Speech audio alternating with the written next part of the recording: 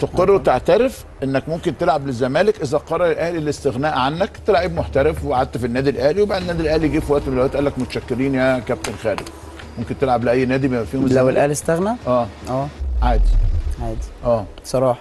اول واحد يتكلم بصراحه طبعا. كده، وانا شايف ان ما فيهاش ادنى لا ما مشكله على فيهاش، لا ما الاطلاق فيهاش، يعني. لا ما فيهاش. اه بالنسبه لناس معينه تانية اه ما فيها مشكله، بس نعم. بالنسبه لناس عاقله يعني وناس مم. ناضجه لا مم. ما فيهاش اي مشكله في طبعا. حاله ان النادي الاهلي استغنى عنك، اه انت متمسك في النادي الاهلي؟ طبعا لحد انا مش ماشي انا آه.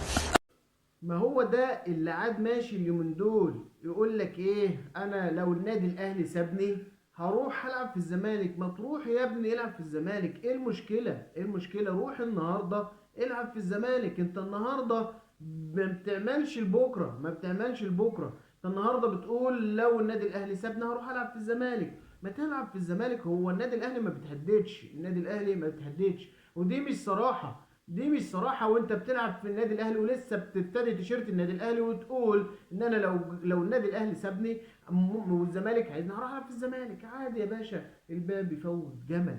قبل كده غيرك عتاولة راحوا كتير، مفيش مشكلة. النادي الاهلي واحد بس، واللي بيشتري جمهور النادي الاهلي بيشتريه. لعيبة كتير اشترت خاطر النادي الاهلي وجماهيره، عشان كده لسه في قلوب النادي الاهلي. بالسلامة يا حبيبي، الباب بيفوت جمل. انت لسه ما عملتش حاجة اصلا في النادي الاهلي.